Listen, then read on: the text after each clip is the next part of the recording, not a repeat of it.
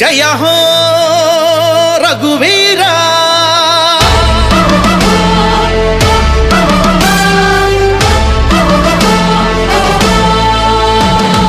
జయ హో జయ రఘువీరా జయ హో జయ హో జయ హో రఘువీరా జయ హో జయ రఘువీరా జానారెడ్డి కుమార ఎమ్మెల్యే బిఎల్ఆర్ కోరుకున్న యంగ్ లీడర్ ఢిల్లీ పార్లమెంటులోన నల్లగొండ గుండె ధ్వని వినిపించాలంటున్నది మన కాంగ్రెస్ విజయ భేరి జై జై జై జై జై జై జై జై గుర్తు అభయం నల్లగొండలు నవోదయం ప్రతి గుండెలు యువోదయం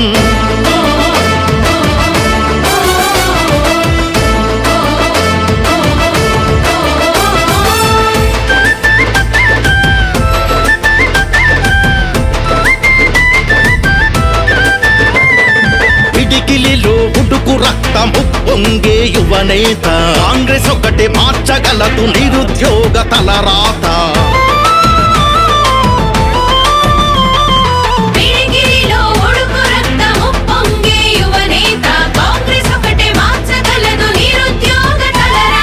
ఉంది నీకు డేరింగ్ సీఎం రేవంత్ అన్న చేయూత సోనియమ్మ రాహుల్ గాంధీ కార్కే దీవెన ఉంది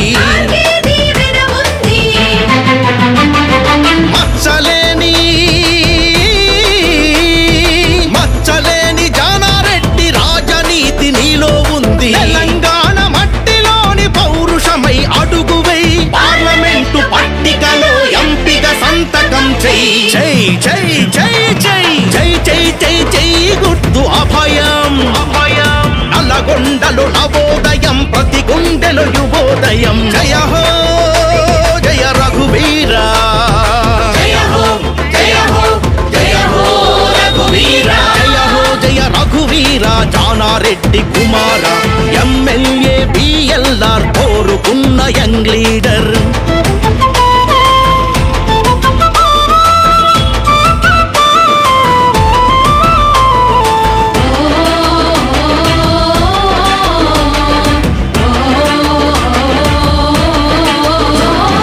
నాగార్జున సాగర్ గోదాడ మిరియాలగూడ కాంగ్రెస్ కే జై అన్నది సకల జనం కూడా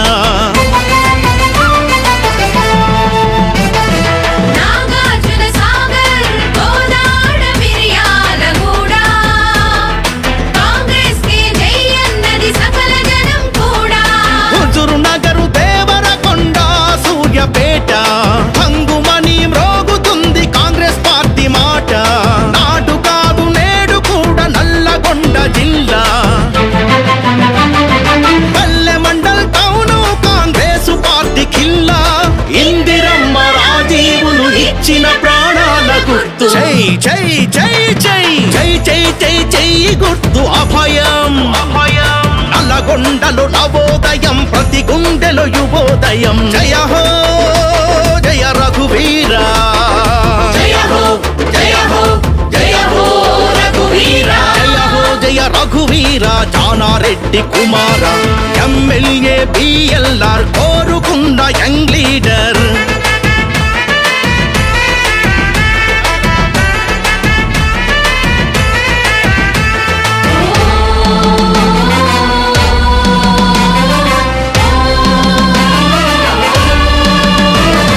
దేశంలో ఖాళీ ఉన్న 30 లక్షల జాబులు ఇప్పించే దమ్ములున్న పార్టీ కాంగ్రెస్ ఒకటే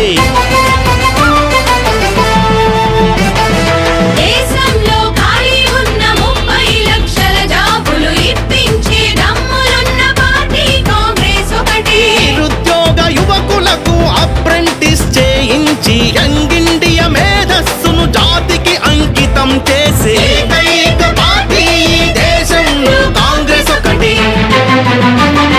రకరకాల సంస్కృతుల ఇండియా ఉపఖండంలో భారత్ తో జోడో అనే లీడర్ రాహుల్ ఒకడే జై జై జై జై జై జై జై జై గుర్తు అభయం నల్లగొండలు నవోదయం ప్రతి గుండెలు యువోదయం జయ హో జయ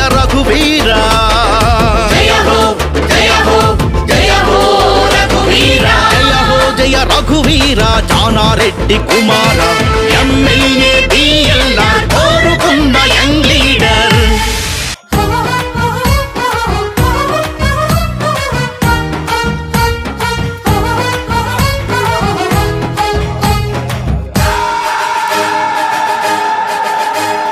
నడు నడు నడు నడు నడు నడు పల్లె పల్లె మూలలకు పాదచారి వైనడు విడు విడు విడు విడు విడు విడు ఉన్నదంత నాదేనని చింత కొంత విడు.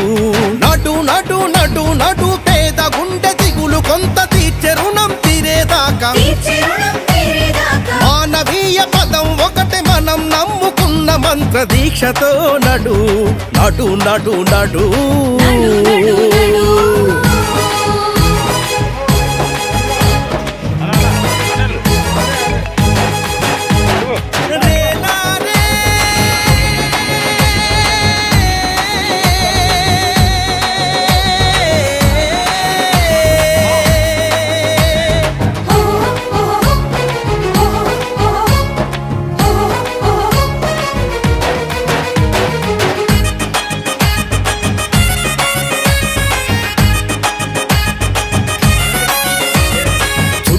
చీకటి ఉందని నిన్ను నువ్వు తిట్టుకుంటూ చతికిల పడిపోతూ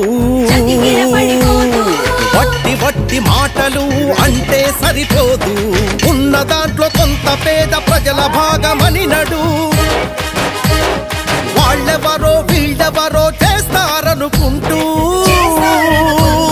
నీ గడపలో నీవుంటే సరిపోదు. బిఎల్ఆర్ అదిగో చెబుతూ చేస్తున్నాడు.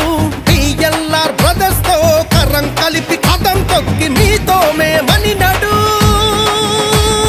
నడు నడు నడు నడు.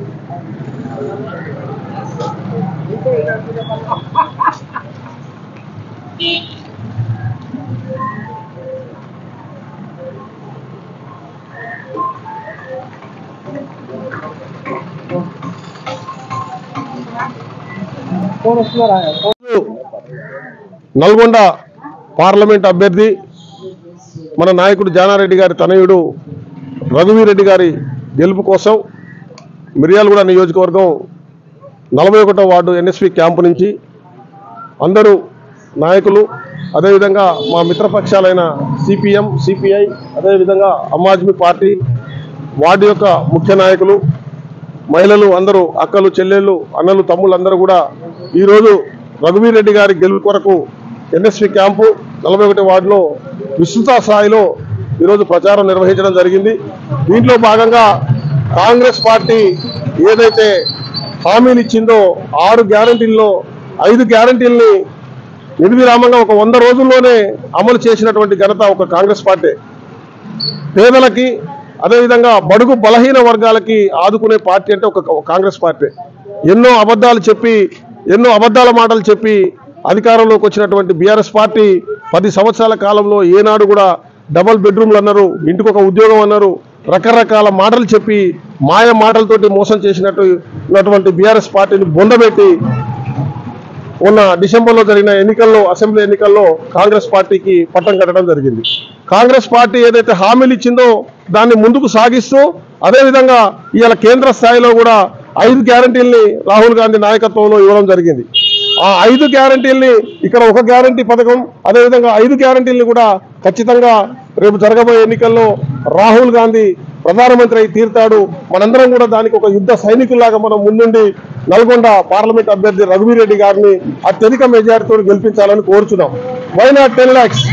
నల్గొండ పార్లమెంట్ స్థాయి అంటే భారతదేశంలో ఒక సౌత్ ఇండియా కాదు, భారతదేశంలోనే అత్యున్నత స్థాయిలో భారీ మెజార్టీ. భారతదేశంలో ఒక వాళ్ళంతా కూడా మన వైపు చూసినట్టు మనం చేయాలంటే నల్గొండ పార్లమెంట్ అభ్యర్థిని మనం why not 10 lakhs above majority తోటి మనం గెలిపించినప్పుడే ఖచ్చితంగా మనం ముందు రోజుల్లో మనం ఈ యొక్క కార్యక్రమాలు అయితే ఉన్నాయో ఖచ్చితంగా సాధించుకోవడానికి ముందుకు పోతాం. మనం మొన్న డిసెంబర్లో జరిగిన ఎన్నికల్లో మన నాయకుడు బేలార్ అన్న గారిని 50,000 పైచిలో మెజారిటీతో గెలిపించినటువంటి ఘనత మిర్యాలగూడ నియోజకవర్గ ప్రజల మీద ఉంది. అదేవిధంగా 1,00,000 మెజారిటీతోటి పార్లమెంట్ అభ్యర్థిని మనం గెలిపించాల్సిన బాధ్యత మనందరి మీద ఉంది. ముఖ్యంగా అన్ని 7 నియోజకవర్గాల్లో కూడా మిర్యాలగూడ నియోజకవర్గాన్ని ముందుంచి మనందరం కూడా అత్యధిక మెజారిటీ మిర్యాలగూడ నియోజకవర్గం నుంచి ఇవ్వాలి. దాంట్లో భాగంగా మన ఎన్ఎస్పి క్యాంపు 41వ వార్డులో దాదాపుగా ఎంత మెజారిటీ అనేది ఊహించినంత రీతిలో మనందరం కూడా కృషి చేయాల్సిన అవసరం, మన బాధ్యత మనందరి మీద ఉందని తెలియజేస్తున్నాం. మే 13వ తారీఖు జరిగే పోలింగ్ ఎన్నికల్లో ఖచ్చితంగా మనందరం కూడా పాల్గొని రఘువీర్ రెడ్డి గారి గెలుపు కొరకు మనందరం కూడా కృషి చేయాలని కోరుకుంటున్నాం. అదేవిధంగా ఎన్ఎస్పి క్యాంపు గ్రౌండ్ ఏదైతే ఉందో ఎన్ఎస్పి క్యాంపు అదేవిధంగా 41వ వార్డు ఇక్కడ ఉన్నటువంటి 60 సంవత్సరాల్లో ఉన్నటువంటి కోటర్స్ ని ఖచ్చితంగా బిఎల్ఆర్ అన్న గారికి తెలుసు. బిఎల్ఆర్ అన్న గారు రేపు జోడెద్దులాగా ముందుకు పోవాలంటే రఘువీర్ రెడ్డి గారిని కూడా గెలిపించినట్లయితే ఈ 41వ వార్డు ప్రజలు ఏదైతే కలలు కంటున్నారో గత 60 సంవత్సరాల నుంచి వారికి ఆ కోటర్స్ కి ఖచ్చితంగా వాళ్ళకి ఇళ్ల సదుపాయాన్ని ఖచ్చితంగా కల్పించే బాధ్యత కాంగ్రెస్ పార్టీ బిఎల్ఆర్ అన్న గారు అదేవిధంగా ఎంపీ గారు అయినటువంటి మన రఘువీర్ రెడ్డి గారు తీసుకుంటారని తెలియజేస్తున్నాం.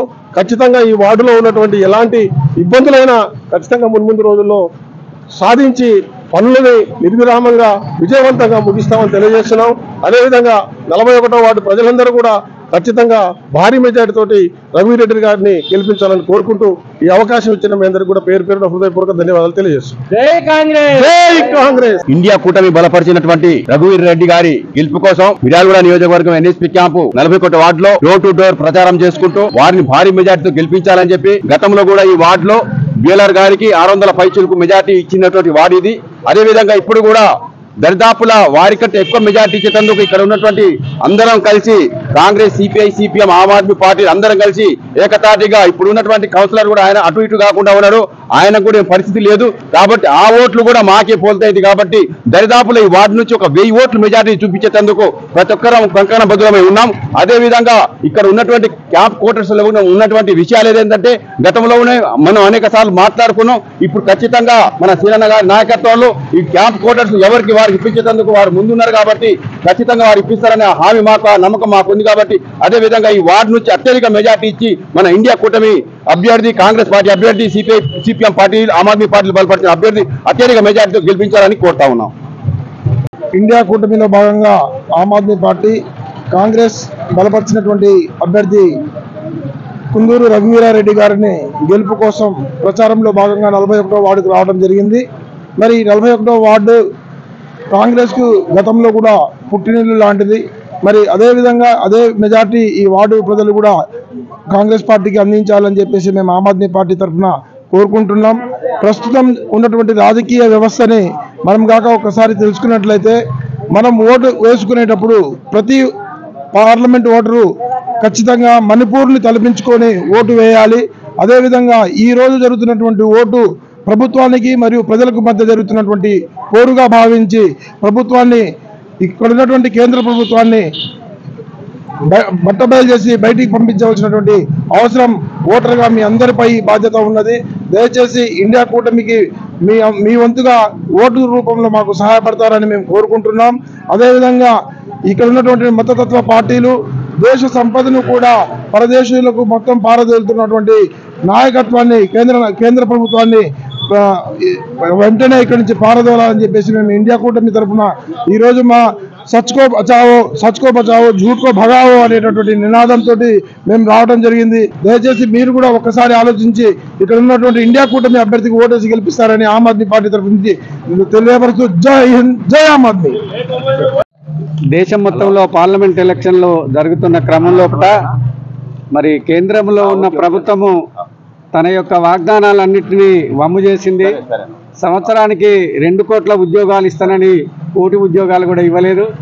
అదేవిధంగా ప్రతి కుటుంబానికి 15 లక్షల నల్లధనాన్ని తీసుకొని ఇస్తానన్న మరి బీజేపీ ప్రభుత్వము తన యొక్క వాగ్దానాన్ని విస్మరించింది. అదేవిధంగా నిరుద్యోగ యువతను మరి వాళ్ళ యొక్క ప్రతిభను గుర్తించి కోట్ల కొద్దీ ఉద్యోగాలు ఇస్తానన్నది గుర్తించింది. కాబట్టి నిన్ననే వచ్చిన ప్రధాని మాట్లాడితే రామమందిరం గురించి చెప్తున్నాడు, తర్వాత మహిళల యొక్క హక్కుల గురించి చెప్పడం లేదు. కాబట్టి ఈ ఉన్న పరిస్థితులలో ఈరోజు భారతదేశం లోపల మరి కాంగ్రెస్ మిర్యాలగూడ నాయకులందరూ మరి కాంగ్రెస్ విజయానికి ప్రయత్నం చేయాలని మరి అక్కడ రాహుల్ గాంధీ కూడా 2 సార్లు న్యాయయాత్ర చేశారు. సో వాళ్ళ యొక్క ఐక్యతతోని మరి బీజేపీ పార్టీని ఖచ్చితంగా సెంట్రల్లో వచ్చినట్టు ఉంటే గడ్డు రోజులు వస్తున్నాయి. ముఖ్యంగా భారత రాజ్యాంగాన్ని మారుస్తానని మరి వాజ్పేయి గారు వెంకటాచలయ కమిషన్ వేశారు. మరి ఎన్నిసార్లైనా సవరణ చేయొచ్చు కానీ బీజేపీ నినాదమే మరి కర్ణాటకలో ఉన్న అనంతకుమార్ హెగ్డే ఈ రాజ్యాంగాన్ని మార్చి కొత్త రాజ్యాంగాన్ని తీసుకొని వస్తాము. అందులో ముఖ్యంగా ఇక్కడ మహిళలు ఉన్నారు కాబట్టి మరి మహిళల యొక్క హక్కులే పోతున్న ఈ రాజ్యాంగం లోపల మోడీ గారు మహిళలందరూ చెప్తున్నారు మాకు రిజర్వేషన్ వస్తుంది అని. 2029లో రిజర్వేషన్ ఇస్తున్నారు కానీ అందులో ఇక్కడ గుర్తుంచుకోవాల్సిన విషయం ఏంటంటే మహిళలందరూ మరి అందులో ఉపకోట ఉండాలి. రెడ్లు పోయి రాణులు వస్తారు, రాజులు పోయి రాణులు వస్తారు. కాబట్టి మగవాళ్ళు పోయి ఆడవాళ్ళు వచ్చేదే రిజర్వేషన్, నిజమైన రిజర్వేషన్ కాదు అది. ఎందుకంటే బీసీ మహిళలకు రిజర్వేషన్ లేదు, ఎస్సీ మహిళలకు రిజర్వేషన్ లేదు, ఎస్టీ మహిళలకు రిజర్వేషన్ లేదు, మత మైనారిటీలకు రిజర్వేషన్ లేదు. కాబట్టి బీజేపీ ప్రభుత్వంను ఓడగొట్టాలంటే ఆల్టర్నేటివ్గా ఉన్న ఒక మంచి నాయకుడిని మరి ఎన్నుకొని మిర్యాలగూడ లోపల చాలా నిశ్చితులైనటువంటి కార్యకర్తలు ఉన్నారు. కాబట్టి బీజేపీని ఓడగొట్టి మిగతా మీ ప్రజలందరూ కూడా ఎవరైతే మంచిగా కనిపిస్తారో ఆ నాయకులను ఎన్నుకోవాలని ఈ సందర్భంగా గుర్తు చేస్తున్నాను.